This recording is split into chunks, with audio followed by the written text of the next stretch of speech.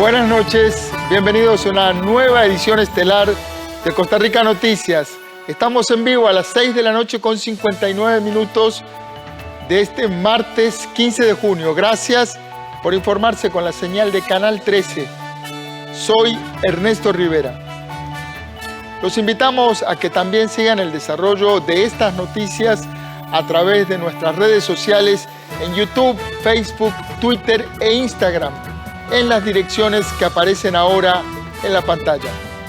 Hoy continúan las réplicas y movimientos judiciales que produjeron los mega allanamientos que se realizaron ayer por la investigación de una red de corrupción entre las principales empresas constructoras del país y un grupo de empleados del MOP, el CONAVI y otras entidades públicas. Hay muchísima información para compartir, así que vayamos a ver nuestros titulares. Adelante.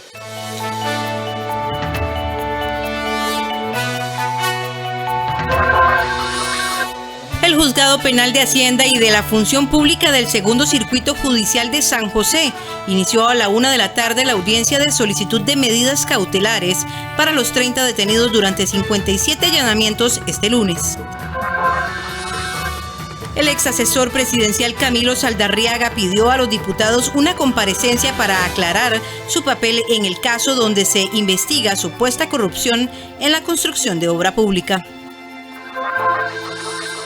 Los nuevos casos de COVID-19 disminuyeron un 12,3% en la última semana, pero el país continúa en alerta naranja porque los hospitales siguen saturados. Los más de 500 policías afectados por rebajas drásticas en sus salarios siguen sin encontrar solución a su problema y hoy se manifestaron frente al Ministerio de Hacienda. En Perú, el candidato de izquierda Pedro Castillo rechazó que se anulen las elecciones por presunto fraude en medio de un lento escrutinio.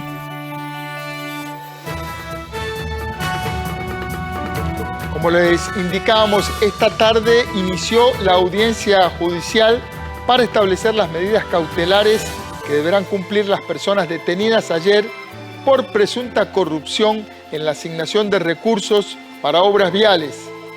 En este mismo momento, la audiencia aún continúa, así que vamos a un pase en vivo hasta el segundo circuito judicial en San José, en donde se encuentra la periodista Ana Marta Arce. Buenas noches, Ana Marta. ¿Cuál es la situación ahí en los tribunales tras muchas horas de audiencias?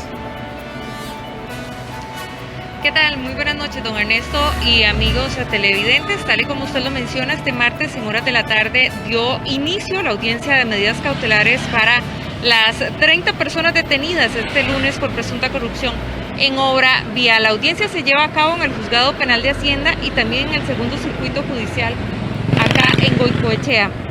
La audiencia estaba prevista precisamente para iniciar a la 1 de la tarde, sin embargo comenzó después por algunos inconvenientes que generaron algunos atrasos. Nosotros conversamos, de hecho, a eso de las 5 de la tarde, en un receso que tuvieron, con algunos de los abogados que participan de la audiencia y nos comentaron que es un proceso bastante complejo. De hecho, se habilitaron 5 salones debido al protocolo por la COVID-19.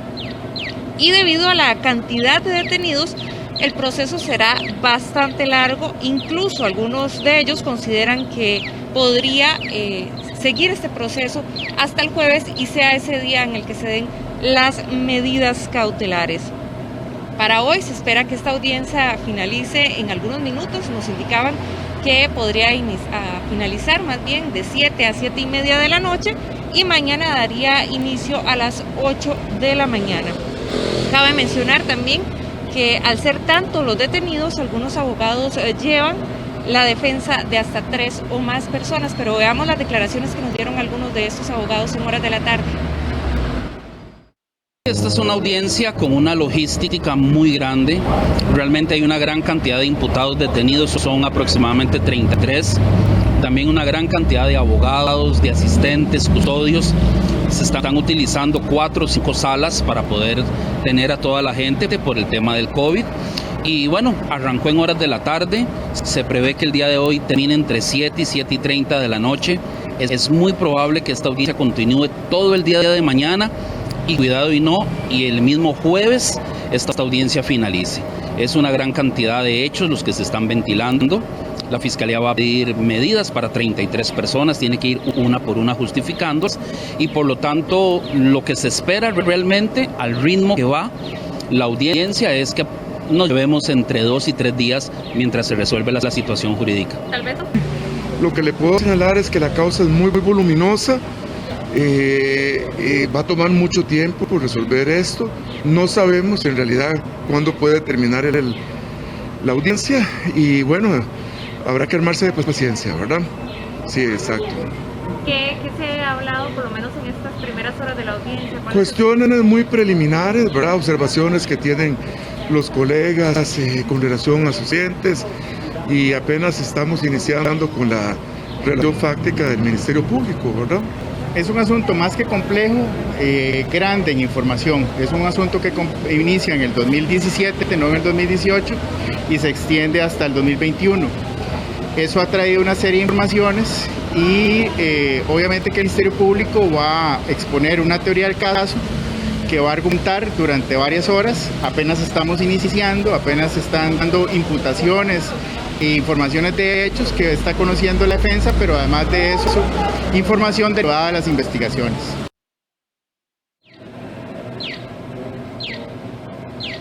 Bueno, y siempre en este tema de los 57 allanamientos realizados este lunes que dejaron al menos 30 personas detenidas, entre ellos dueños de la empresa constructora MECO y H. Solís. Estas compañías también han sido investigadas en años anteriores por casos muy similares al que está ocurriendo en este momento.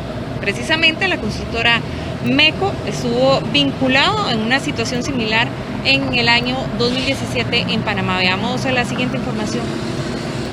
El megaoperativo realizado este lunes por el organismo de investigación judicial vinculado a la presunta corrupción en proyectos viales financiados con fondos públicos dejó el saldo de 29 personas detenidas, quienes aún se encuentran a la espera de las medidas cautelares. Casi 2 años de intervenciones telefónicas permitieron el decomiso de documentos en el Consejo Nacional de Vialidad, el Ministerio de Obras Públicas y Transportes, una oficina de Casa Presidencial y el Ministerio de Hacienda. El operativo permitió la aprehensión de funcionarios públicos y empresarios, entre los que destacan Carlos Cerdas Araya, presidente de la empresa constructora MECO, y Mélida Solís Vargas, de la empresa H. Solís. Precisamente estas dos empresas son quienes tienen adjudicadas la mayor cantidad de obras constructivas y de mantenimiento de vías públicas en el país. La empresa MECO enfrentó en el 2017 un caso de corrupción en Panamá. En ese país, el empresario Carlos Cerdas, presidente de MECO, se vio involucrado en el presunto pago de comisiones para la obtención y agilización de contratos de infraestructura pública. La Fiscalía Anticorrupción de ese país acordó con Cerdas el pago de $9,4 millones al Estado para evitar llevar el caso a juicio. Acá en Costa Rica, las investigaciones del organismo de investigación judicial permitió la detención de 14 funcionarios públicos, 11 empresarios ligados a empresas privadas y de 4 personas que aún no se tienen relación. La Fiscalía Anticorrupción informó que la toma de investigatoria de los detenidos terminó cerca de la medianoche de este lunes. Ahora los imputados están a la orden del Juzgado Penal de Hacienda y de la Función Pública, a la espera de que se les señale la audiencia de medidas cautelares, además de la detención de Carlos Cerdas Araya, presidente de la empresa constructora MECO, y de Mélida Solís Vargas, de la empresa H. Solís. El OIJ detuvo a Alejandro Bolaño Salazar, representante legal de MECO, Abel González Carballo, gerente general de la constructora MECO, Óscar Martínez Martínez, presidente de Ingeniería Técnica de Proyectos ITP S.A., Tobías Arce Alpizar, labora para MECO, Alejandra Bonilla Guillén, colaboradora de MECO, Juan Carlos Abarca Quesada, trabaja para H. Solís, William Herrera Chacón, gerente general de la constructora Herrera, Edwin Castro Rodríguez, presidente de la Sociedad Constructora Montedes, Alister Cervantes Morales, gerente de la firma Diseño, Inspección y Consultoría de Carreteras y Obras Civiles, Carlos Solís Murillo, exgerente financiero de Conavi, Hugo Zúñiga Fallas, de la Gerencia de Conservación de Vías y Puentes de CONAVI. Carmen Madrigal Rímola, directora de Proveeduría Institucional del CONAVI. Elsier Carmona Rivas, funcionaria de CONAVI. Harold Mora Obando, labora en la Dirección de Costos de Vías y Puentes de CONAVI. Mauricio Ortiz Vega, Ejecución Presupuestaria del CONAVI. Laura Chávez Mora, de la Unidad de Ejecutora de Puentes Binacional de Zigzaola del CONAVI. José Rojas Monge, director financiero del CONAVI. Edgar May Cantillo, ingeniero de proyectos del CONAVI. Mario Quesada Aguirre, vicepresidente del Tribunal Administrativo de Transporte. También se detuvo a Abraham Sánchez Castro, ingeniero de CONAVI. Sergio Lobo Bejarano, jefe de tesorería del CONAVI. Marcela Monge Hernández, gerente de adquisición y finanzas del CONAVI. Y se desconoce el vínculo, pero también se detuvieron a 4 personas de apellidos Quesada Pérez, Zamora Zamora, Ureña Villalobos y Rodríguez Araya. Otra noticia que trascendió este martes es que la fiscal general Emilia Navas anunció que se abstendrá de participar en el proceso de investigación de este caso que se está investigando. La decisión se debe a que su esposo, Francisco Campos, es el defensor privado de una de las empresas investigadas. Veamos la siguiente información. La fiscal general de la República, Emilia Navas Aparicio, se abstendrá de participar en el caso sobre presunta corrupción en los contratos del gobierno para desarrollar obras viales. Esto debido a que su esposo, Francisco Campos Aguilar, es el abogado defensor de algunas de las empresas que están siendo investigadas. La oficina de prensa de la Fiscalía explicó que Emilia Navas enviará el oficio de inhibitoria para conocer el caso o gestiones del mismo el próximo jueves 17 de junio a primera hora de la mañana, debido a que en este momento se encuentra en periodo de vacaciones. El Ministerio Público aclaró que al estar Navas en el goce de sus vacaciones se le imposibilita firmar oficios en calidad de fiscal general y recalcó que la jerarca no se había inhibido antes porque desconocía de la existencia de esta investigación, lo cual a criterio de la Fiscalía refleja la independencia que desde el inicio de su gestión dio Navas Aparicio a la Fiscalía de Anticorrupción. El Ministerio Público también aclaró que la separación de Navas responde a una acción de transparencia, ya que de todas formas Navas no tiene a cargo este proceso por ser un caso investigado por la Fiscalía Adjunta de Propiedad, Transparencia y Anticorrupción y no por la Fiscalía General de la República, donde ella mantiene su cargo. En los allanamientos realizados por el Organismo de Investigación Judicial y la Fiscalía Adjunta de Probidad, Transparencia y Anticorrupción, se capturaron a los empresarios de las constructoras MECO y H. Solís, Carlos Cerdas Araya y Mélida Solís Vargas, respectivamente.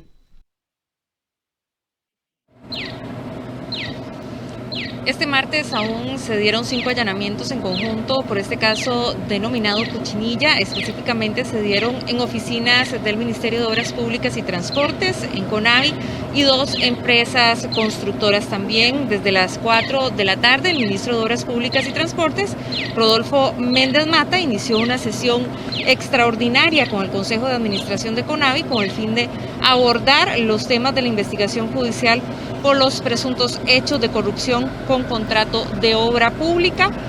De esa reunión aún no ha trascendido información alguna. Se nos indicaba por parte del MOB que apenas finalice, podría ser a horas muy avanzadas de la noche, se estarían emitiendo declaraciones o bien mañana en horas tempranas se estaría dando información al respecto de esta sesión extraordinaria entre el ministro de Obras Públicas y también el Consejo de CONAVI. Nosotros nos vamos a mantener acá en los tribunales de Goicoechea. Como les mencionábamos anteriormente, está previsto que finalice esta audiencia antes de las 7:30 de la noche, así que estaríamos llevándole más detalles en pocos minutos al finalizar de esta audiencia, que como decíamos estaba prevista para la 1 de la tarde.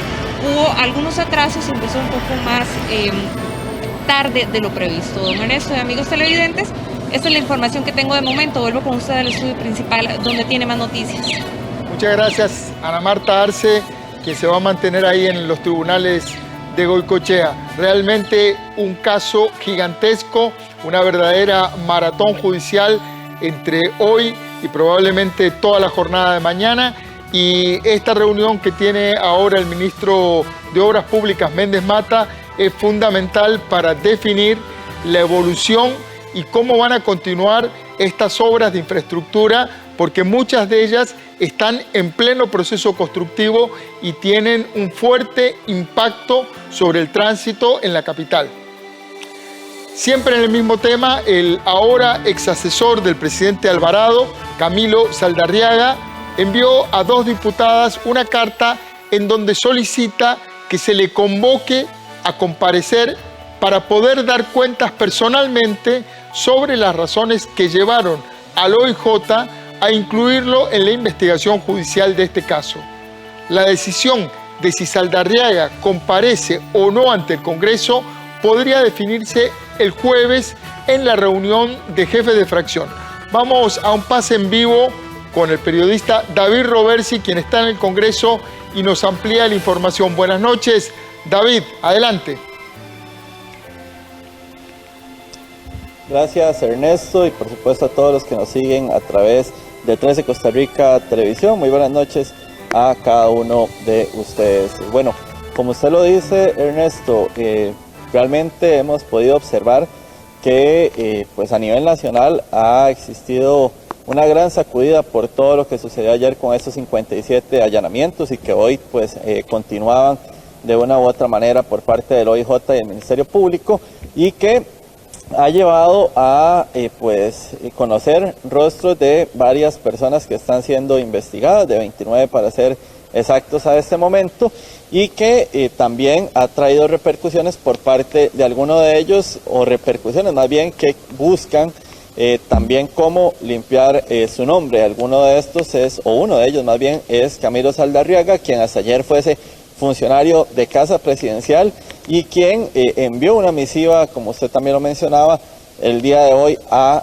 la Asamblea Legislativa, específicamente a 2 diputadas del Partido Liberación Nacional que presiden la Comisión de Infraestructura y la Comisión de Ingreso y Gasto Público. Esto porque Saldarriaga asegura en su carta que quiere pues venir a dar las explicaciones pertinentes de por qué su nombre se menciona en esta investigación que, pues como sabemos, viene o data del 2018 al 2019 y pues que ha llegado ya a esta culminación en 2021, o por lo menos, no culminación como tal, sino por lo menos ya para lo que fueron los efectos de los primeros operativos. Pero vamos a ver la siguiente información de esta petitoria que hace Camilo Saldarriaga a la Asamblea Legislativa. Juan Camilo Saldarriaga, hasta ayer asesor del presidente de la República, Carlos Alvarado, envió una solicitud a 2 comisiones legislativas con el objetivo de rendir cuentas del por qué su nombre está vinculado a la investigación que realiza el organismo de investigación judicial y el Ministerio Público en el denominado caso Cochinilla, y que parece ser el caso de corrupción más importante en Costa Rica, según las propias palabras del director del OIJ, Walter Espinosa. Saldarriaga supuestamente dirigió esta carta que vemos en pantalla a las diputadas Yorleni León y Paola Valladares, esto por su condición de ser las presidentas de la Comisión de Ingreso y Gasto Público y la Comisión de Infraestructura. Sin embargo, al menos León explicó a Costa Rica Noticias que ella no recibió la misiva por parte de Saldarriaga. Bueno, primero señalar que hemos hecho una revisión exhaustiva del correo electrónico de esta diputada y en este no encontramos ninguna nota a la que se refieren varios medios de comunicación que el señor Saldarriaga me envió. De igual manera chequeamos con la Secretaría de la Comisión de Control de Ingreso y Gasto Público y tampoco la hemos recibido. Sin embargo, tenemos una copia que fue facilitada por los medios de comunicación y hemos podido revisarla. La presidenta de la Comisión de Ingreso y Gasto Público también fue clara en señalar que la solicitud de quien fuese la mano derecha del presidente Alvarado en su campaña presidencial será analizada cuando los jefes de fracción y la presidenta del Congreso decidan si se conforma una comisión especial para estudiar el caso o se envía a algunas de las comisiones ya existentes en el primer poder de la República. Señalar que efectivamente tenemos una moción en el plenario donde se está planteando crear una comisión. Serán las jefaturas de fracción y la presidencia del Congreso quienes definan la hoja de ruta que podrá seguir la solicitud planteada en dicha moción, que según entiendo se conocerá el día jueves de esta semana. Esa hoja de ruta debe contemplar entonces si efectivamente se crea una comisión especial para que haga la investigación de estos casos de aparente corrupción en el CONAVI, o si esta moción se envía a alguna de las comisiones que ya están establecidas en la Asamblea Legislativa, como por ejemplo la Comisión de Infraestructura o la Comisión de Control de Ingreso y Gasto Público. Saldarriaga es una de las al menos 72 personas investigadas contra quienes se dictó orden de allanamiento por una presunta red criminal relacionada con la obra pública y que dejó una malversación de fondos de 78.000 millones de colones, según indicó el organismo de investigación judicial.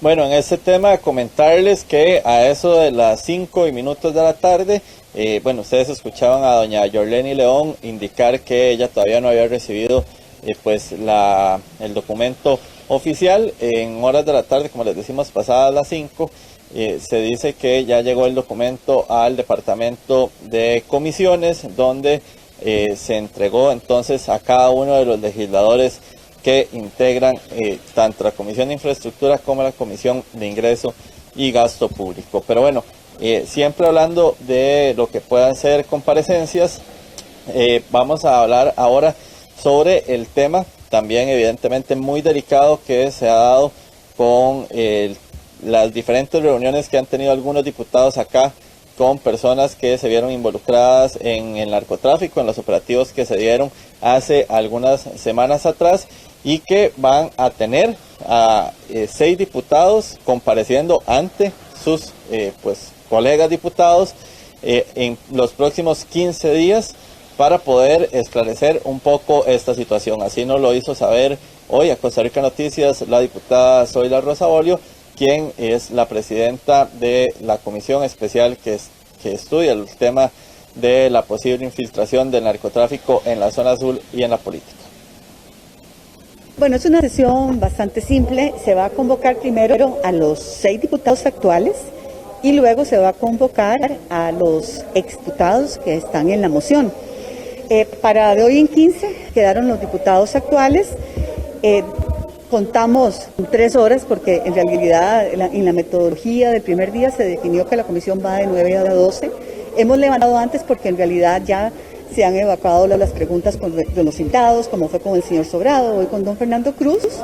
Así que creo que hay suficiente tiempo para todas las preguntas y respuestas que quieran hacer los compañeros diputados, y los diputados se va a tomar juramento. Bueno, consultamos también a esta diputada independiente sobre si con este llamado a sus colegas diputados por este tema, pues se ampliaba lo que iba a ser el trabajo de esta comisión que, como les decíamos, fue creada para hablar propiamente de lo que había pasado con el tema de la zona sur, con el tema de don Gustavo Viales, los personeros de la municipalidad, y que debido a mociones que se han presentado, pues ahora se traerá este caso. Sin embargo, ella deja claro que no puede ampliarse más allá, a menos que los legisladores así lo decían en una mayoría. Veamos. No, porque nosotros no nos podemos apartar del mandato que nos dio el plenario en la comisión que define el objetivo. Si se quiere otra cosa, tiene que el plenario volver a aprobar otra moción con otro objetivo. Pero mientras que el objetivo que se aprobó por mayoría, que el objetivo era investigar el narcotráfico en la zona sur, el financiamiento de esos partidos, la desviación de fondos por la famosa carretera, ese tipo de cosas tenemos que empezar por ahí. Y porque la moción es bastante extensa, un poco confusa, pero tenemos que ir manejándola de principio a fin como se viene establecida, porque ese es nuestro mandato.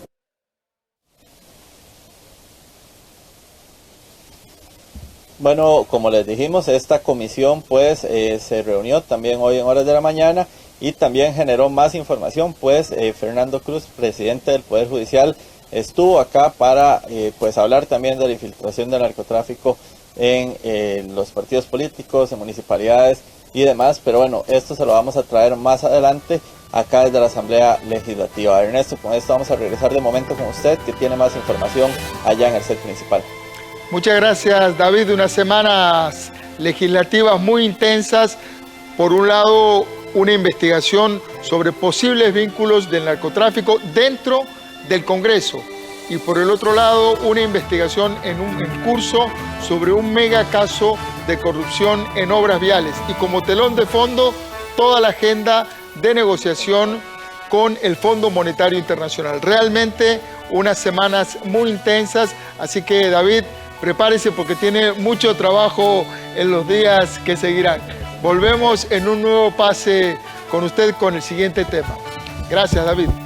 Los nuevos casos de COVID-19 disminuyeron un 12% en la última semana, pero el país continúa en alerta naranja porque los hospitales siguen saturados. Vamos a nuestro primer corte comercial y regresamos con el desarrollo de esta información.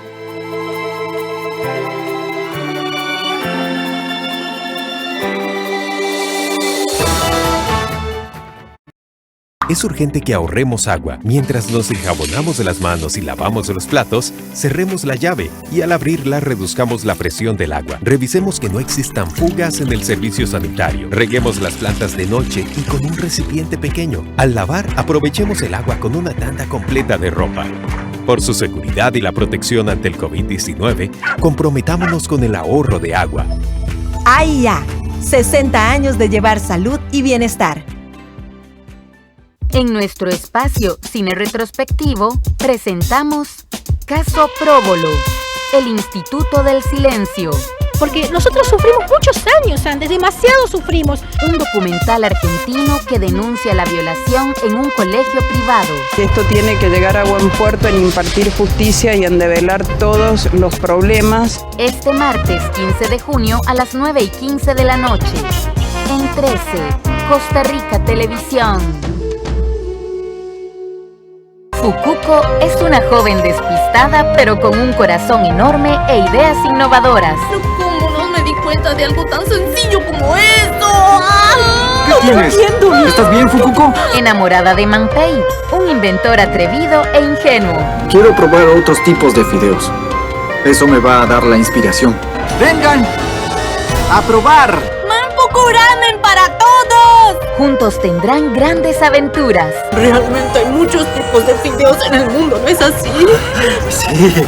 Manpuku, barriga llena. ¡A vender todo! Estreno el 16 de junio, de lunes a viernes a las 11:30 de la mañana. En 13, Costa Rica Televisión. Actualidad costarricense. Desencanto político.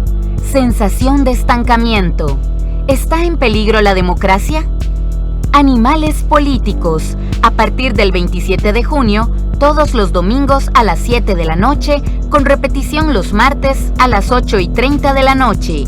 Por 13, Costa Rica Televisión.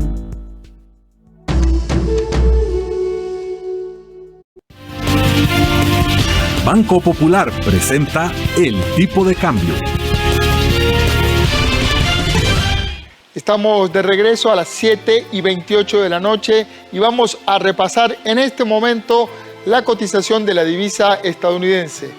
El precio del dólar para hoy en la compra, 614 colones con 39 centavos. El precio del dólar en la venta, 619 colones con 90 céntimos. Banco Popular presentó El Tipo de Cambio.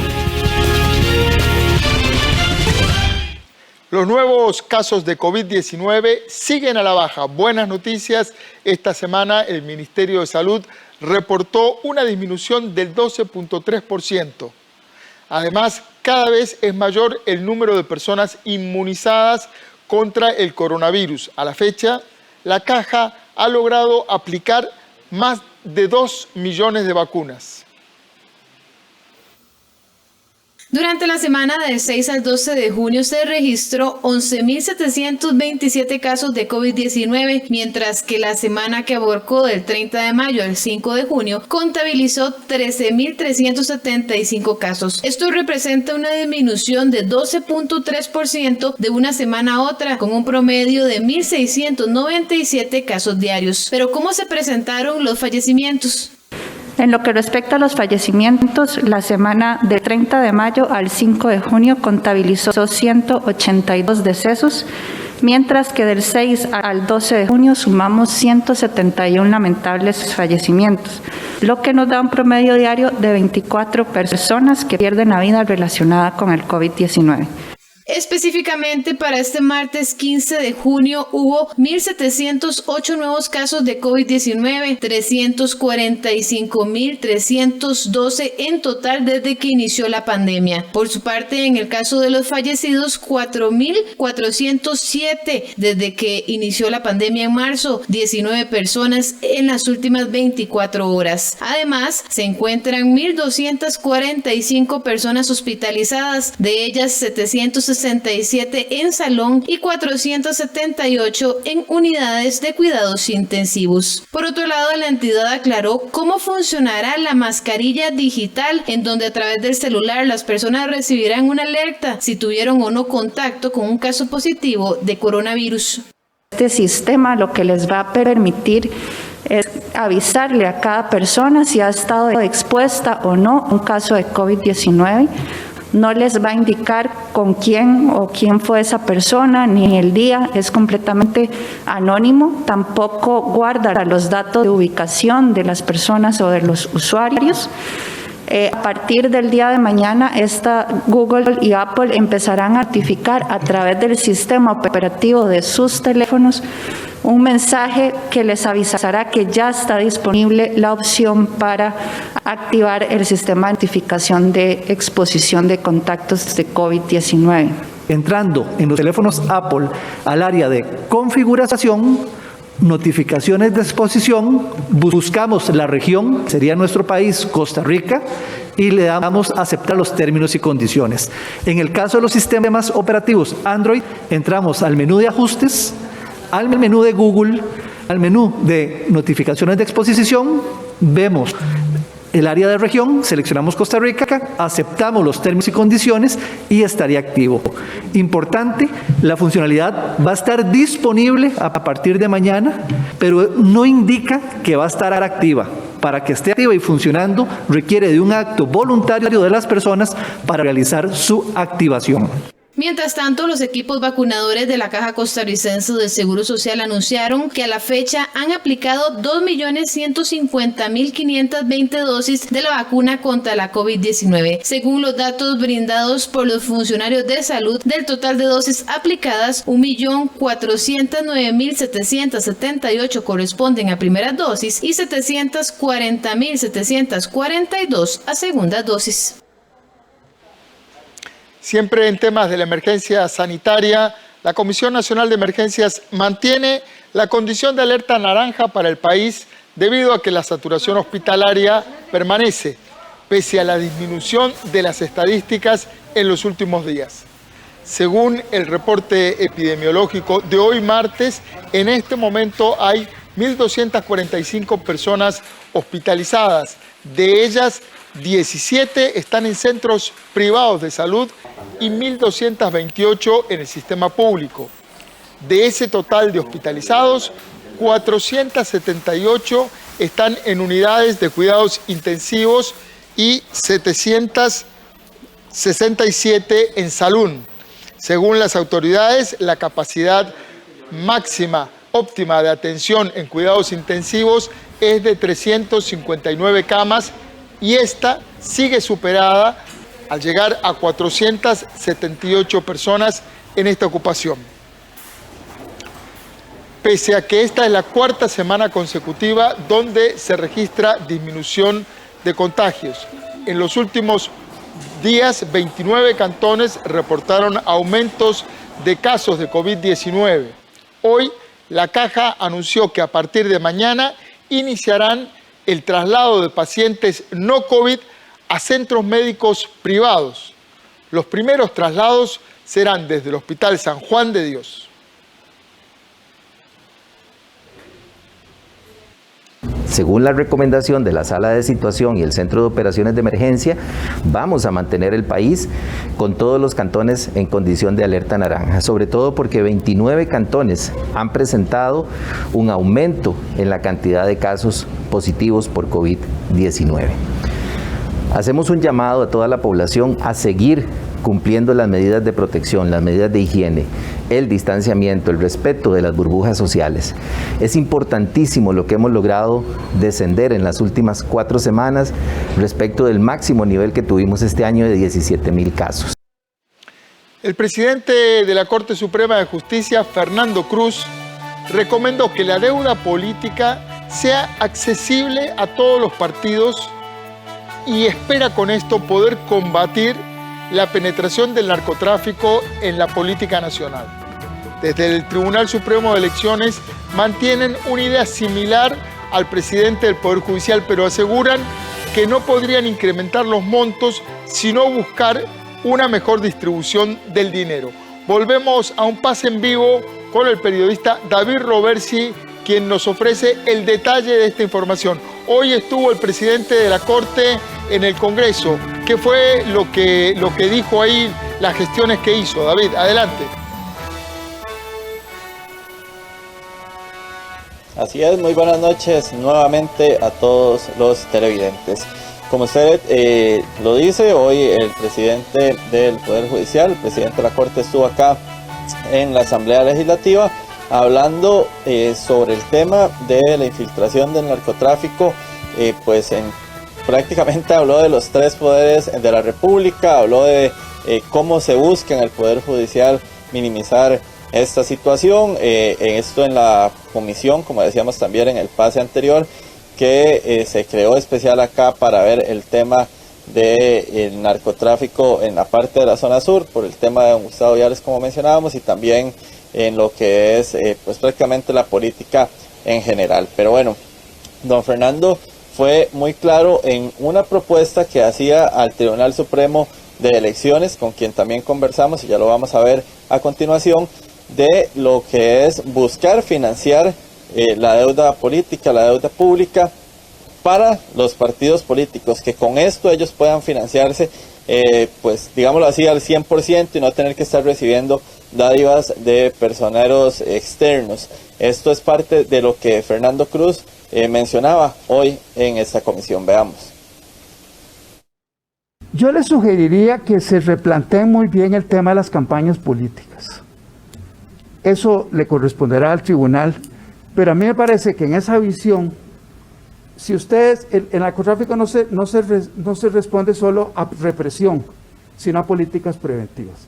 Un buen régimen de financiación de campañas transparente, en el que el Estado le dé mucho respaldo a los candidatos, es una forma de evitar que el narcotráfico penetre, especialmente en elecciones locales, para financiar a candidatos. Estas fueron las palabras y recomendación que brindó el presidente de la Corte Suprema de Justicia en la comisión especial que estudia la posible infiltración del narcotráfico en la zona sur de nuestro país y en la política nacional. Sobre este mismo tema, el diputado independiente Eric Rodríguez hizo un comentario en torno a la participación que había realizado Fernando Cruz, la cual el presidente del Poder Judicial también respondió. Yo siempre he creído que, salvo excepciones como la mía, un limpio es difícil que llegue a la presidencia de la República o que llegue a ser diputado. Y le voy a ser sincero, porque financiar una campaña política es sumamente caro y sumamente riesgoso. Y cuando yo oigo aquí que se rasgan las vestiduras, y creo que yo fui el único que voté en contra, que hay que recortar la deuda política y todo ese tipo de cosas, yo lo que pienso es que son los mismos queriendo seguir haciendo lo mismo. Porque en este país lo que vivimos es una verdadera plutocracia. O sea, en este país, sinceramente, aquí manda el poder político y el poder económico y el poder empresarial. Para muestra un botón lo que sucedió ayer. Entonces aquí una democracia desde hace rato está perdida. Aquí lo que vivimos es una verdadera plutocracia. Y la otra es que los medios de campaña, que creo que ya el tribunal había propuesto un proyecto hace unos años, que permita que la accesibilidad sea más horizontal para muchas personas, como usted menciona, para usted, por ejemplo, para los limpios. Esa posibilidad tiene que ser con un fondo público porque hay un interés público, ese es mi concepto. El Tribunal Supremo de Elecciones asegura que la posición de Cruz es la que ellos han tenido ya por más de una década y reconoce que debe haber mejoras en el sistema de financiamientos de los partidos políticos. Nosotros tenemos un sistema de financiamiento de partidos políticos que requiere mejoras importantes. Mejoras, repito, que el tribunal ha subrayado como necesarias y que tienen que ver con fortalecer el sistema de financiamiento público de los partidos políticos. Fortalecerlo no es hacerlo más oneroso, no es que destinemos más dinero a financiar las campañas electorales, es que el dinero se reparta de manera más equitativa y además que llegue a las cuentas partidarias de forma más oportuna. El presidente del Poder Judicial también hizo un llamado a fortalecer las herramientas para combatir la elusión y evasión fiscal, pues asegura que el narcotráfico usa las mismas vías que las personas que evaden los impuestos.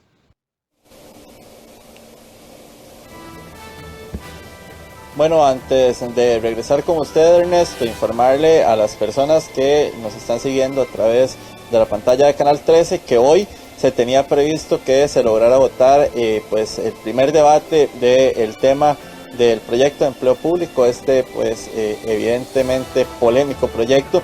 Sin embargo, la discusión que se tiene de fondo, donde cada diputado puede hablar hasta 20 minutos, ha sido pues bastante extensa. Todos los diputados han querido hablar, así que no se pudo dar esta votación. Será hasta el próximo jueves que pues se espera se pueda dar la votación en primer debate y después de aquí, bueno, ya como hemos explicado, posiblemente pasar a consulta a la Sala Constitucional. Pero bueno, esto se lo vamos a estar informando en Costa Rica Noticias, evidentemente en el momento en que se esté dando la noticia. Ernesto, vamos a revisar con usted que tiene más en el set principal.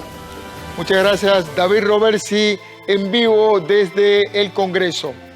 Vamos ahora a otro pase en vivo con las reacciones. Está terminando la audiencia para fijar medidas cautelares en los tribunales de Goicoechea y ahí tenemos a nuestra compañera Ana Marta Arce, quien se encuentra con algunos de los abogados defensores que nos van a dar cuenta de lo que ocurrió adentro de los tribunales en esta sesión maratónica para fijar medidas cautelares. Ana Marta, adelante. Muy buenas noches, don Ernesto y amigos televidentes. Nuevamente nosotros seguimos acá en los tribunales de Goicoechea, donde, como usted lo mencionaba hace algunos minutos, ya finalizó precisamente la audiencia de medidas cautelares para las personas, más de 30 personas que fueron detenidas este lunes por presunto acto de corrupción en obra vial. Precisamente vamos a hablar con doña Margarita Hernández, quien es abogada defensora de un funcionario público. Ella nos ha indicado que prefiere guardarse el nombre de esta persona. Muy buenas noches, doña Margarita, gracias por acompañarnos. Doña Margarita, iniciemos hablando un poco sobre este proceso, cómo fue el cierre y si ya se les ha indicado por lo menos cuáles son esas medidas más estrictas que podrían darse para estas personas. Bueno, hasta este transcurso de la audiencia sobre medidas cautelares se nos comunicó de parte de los representantes del Ministerio Público que aún continúan con los allanamientos. Entonces, hasta este momento, los fiscales no han solicitado ninguna medida cautelar, ni de prisión preventiva, ni otras accesorias, con respecto a los imputados, ¿verdad? Estamos apenas empezando, diría yo, la audiencia. Continuamos mañana al ser las 8 y espero que por ahí del mediodía ya se sepa la situación jurídica de cada uno de ellos. ¿Cuál fue el proceso que llevaron hoy? Entiendo que también se les explicó que podría ponerse prisión preventiva para algunas de estas personas, aunque específicamente no se dieron nombre. Bueno, eso es lo que nosotros presumimos, ¿verdad? Sin embargo, como le decía, es muy prematuro que el MP hasta este momento solicite ese tipo de prisión preventiva y aún se están desarrollando los allanamientos. Estaríamos como a mi criterio, en un estado de indefensión para los imputados. Se dieron algunos atrasos, tengo entendido que no iniciaron a la 1 en punto, tal vez se nos comenta qué fue lo que sucedió, cómo estuvo también el transcurso de la tarde. Sí, bueno, sí, tuvimos un atraso aproximadamente de 2 horas mientras se subían a los imputados, entonces eso fue lo que nos perjudicó para que termináramos hasta esta hora, por lo menos el día de hoy, ¿verdad? Esperamos que mañana concluir con todo en beneficio y sobre todo por la libertad de los imputados, ¿verdad? Que no tienen derecho de estar privados de libertad porque tienen sus derechos, y esperemos que esta situación se resuelva de la mejor manera y que exista una justicia pronta y cumplida. Doña Margarita, hoy se nos decía también que este proceso es un poco complejo debido a la cantidad de personas que están siendo investigadas. ¿Cree usted que se podría tardar incluso hasta el jueves para ya determinar las medidas para todas estas 30 personas? Bueno, no lo veo probable, pero tampoco imposible. Si mañana continuamos con las audiencias, creo que podemos sacarlo mañana mismo. Yo calcularía que existe por lo menos unos 30 defensores a 35, porque hasta este momento se cuenta con la presencia de por lo menos de 33 imputados. Perfecto, muchísimas gracias a doña Margarita Martínez, quien es defensora de uno de los funcionarios públicos que está siendo investigado, don Ernesto. Y amigos televidentes, es la información que tenemos desde acá, desde Goicoechea. Como lo mencionábamos, la audiencia estaba para finalizar a las 7:30 de la noche. Mañana estará iniciando a las 8 de la mañana y estaríamos dando seguimiento entonces a lo que procede mañana. Habíamos mencionado también que algunos abogados nos indicaban que es un proceso bastante complejo y diferente a lo que siempre llevan, porque son una gran cantidad de personas las que están siendo investigadas. Entonces mañana estaríamos ampliando más sobre este tema. Es la información que tengo. Vuelvo con usted al estudio principal. Buenas noches. Muchas gracias, Ana Marta Arce, con este cierre de la jornada judicial en busca de establecer las medidas cautelares que se le aplicarán a estos 30 detenidos en el mega caso de corrupción que ayer se dio a conocer por parte del OIJ, una pesquisa que lleva más de 2 años. Vamos a una nueva pausa, pero al volver, Mauricio Wright estampó su firma con el Saprissa y buscará el bicampeonato con los morados desde el banquillo en el Apertura 2021. La información en la sección deportiva con el periodista Gerardo Coto al volver de la pausa.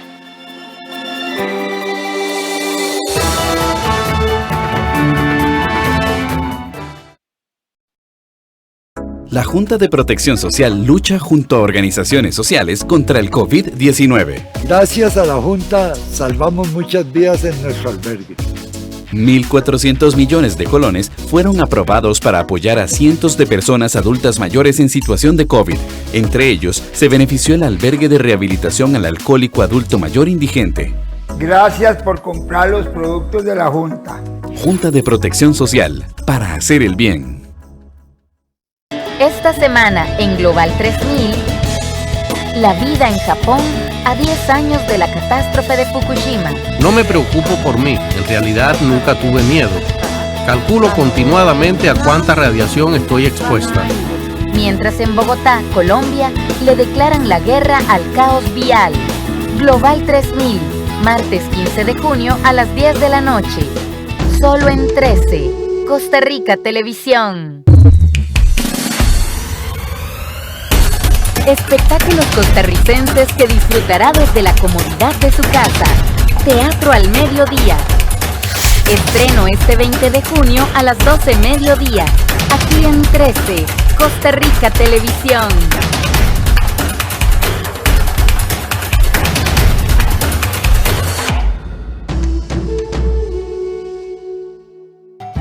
AGECO tiene una buena noticia para todas las personas mayores y sus familiares. Gracias a la televisión, ahora podemos seguir estando cerca a pesar de la distancia, disfrutando de buena vida. el nuevo programa de AGECO y 13, Costa Rica Televisión. Buena Vida, de lunes a viernes a las 2:30 de la tarde, por 13, Costa Rica Televisión.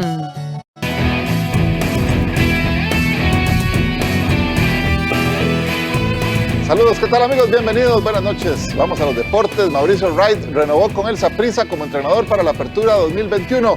Los morados siguen definiendo detalles en su planilla.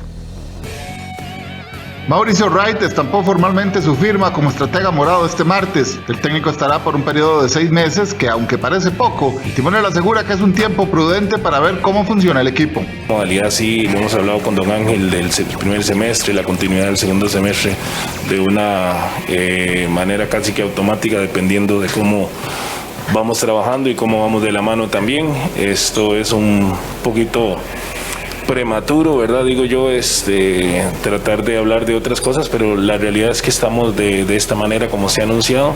Yo estoy tranquilo, lo conversamos bastante bien con Ángel, pros y contras de algunas cosas que teníamos nada más a nivel de contractual que valorar, lo valoramos y yo creo que vamos de la mano, y si se hacen las cosas bien, pues yo creo que podemos seguir estando por acá en la casa.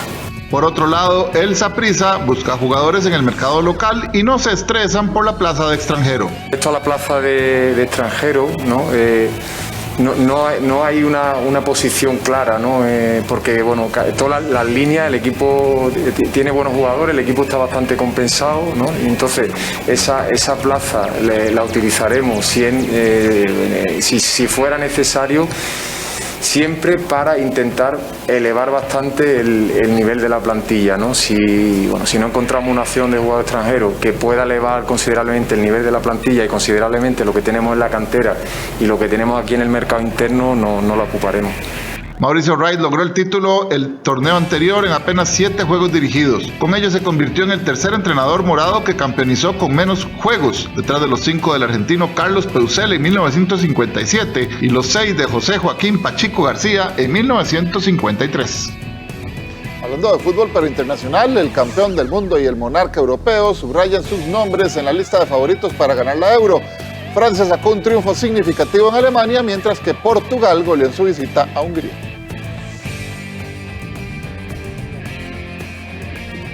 La primera fecha de la Euro 2020 cerró con el debut de 2 de los candidatos al título, Francia y Portugal, quienes lograron victorias importantes que los ponen a la cabeza del grupo de la muerte, el bloque F.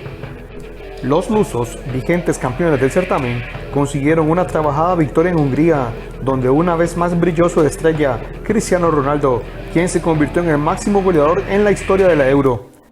A falta de 6 minutos para el final, el partido estaba igualado a 0 goles, pero Rafael Guerreiro adelantó a Portugal.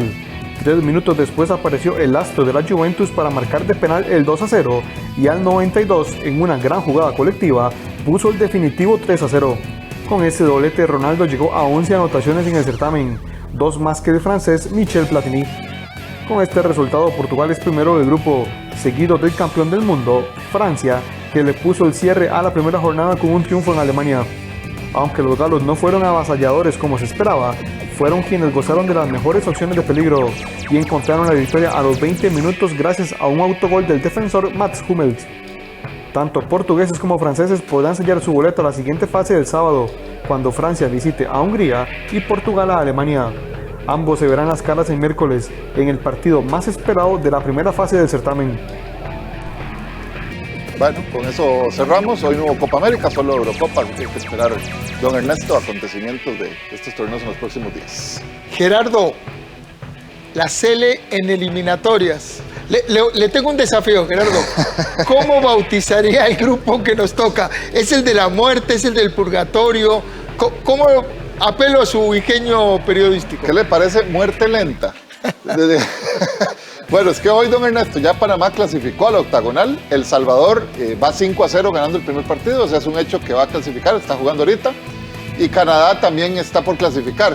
Entonces le voy a contar muy rápidamente, don Ernesto, qué nos espera. Vea, el 1 de septiembre jugamos en Panamá.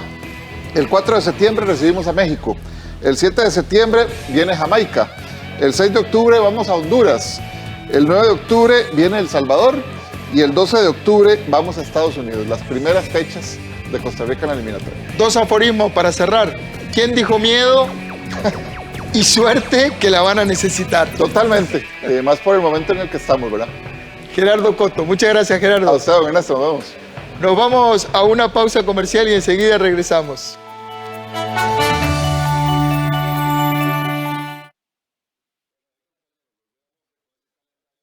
Hola, ¿qué tal? Costa Rica fue invitada recientemente a participar en la Organización para la Cooperación y Desarrollo Económico, mejor conocido como la OCDE.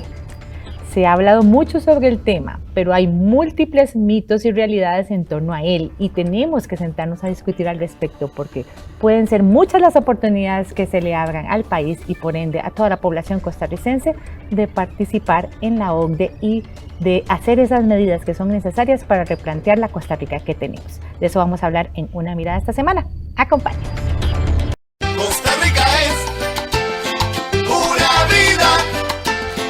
Costa Rica es. Acompáñanos este miércoles en Café Nacional. Estaremos hablando en nuestra sección de salud del túnel Carpal. Además, también tendremos consejos de cómo hacer un picnic. Y Aprendo en Casa, 9 de la mañana. Te esperamos en Café Nacional. Costa Rica, una voz que entona un canto libre y la esperanza tejiendo al futuro. Un pueblo en marcha pero sin apuro. Esta semana acompañe a Enrique Márquez en explorar diversos rincones con anécdotas únicas. La Tacunga es una ciudad que le falta mucho por crecer, pero que gracias a las personas que aman esta ciudad y no ven algo político en ella, la harán crecer y llegar muy lejos. La Ruta de Enrique, los sábados a las 12 del mediodía, aquí en 13, Costa Rica Televisión. En conmemoración del Día del Árbol, UNED presenta Guardianes del Bosque, un documental que muestra la lucha del indígena por la defensa del territorio y sus bosques. La lucha principal era cuidar los bosques. Miércoles 16 de junio, 9:30 de la noche. Con repetición, sábado 19 de junio, 4:30 de la tarde. Por 13, Costa Rica Televisión.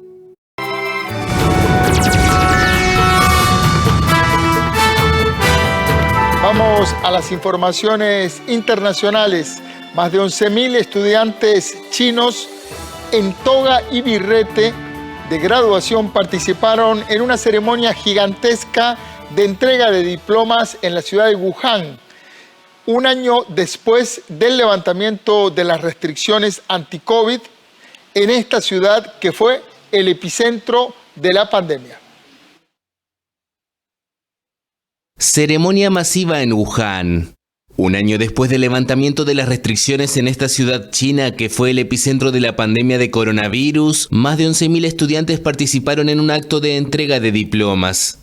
Más de 2.200 de ellos tendrían que haber recibido su reconocimiento el año pasado, pero en ese momento el evento fue postergado. Tras 76 días de un confinamiento muy estricto, los 11 millones de habitantes de Wuhan retomaron de manera progresiva un ritmo normal desde abril de 2020. Desde entonces los contagios casi se han detenido, al igual que en el resto de China. Según cifras oficiales, el gigante asiático ha registrado poco más de 90.000 contagios desde el inicio de 2020 y más de 4.600 terminaron en muertes. A las 7 de la noche con 58 minutos llegamos al final de esta edición estelar de Costa Rica Noticias. Gracias por informarse con la señal de Canal 13. Apostamos por ofrecerle actualidad y contexto. En unos minutos voy a conversar con el periodista Diego Delfino. Vamos a hablar sobre el oficio de los periodistas y sobre los 4 años de periodismo independiente que acaba de cumplir Delfino.cr. Quédese en la señal de Canal 13 que ya volvemos con esta entrevista de fondo.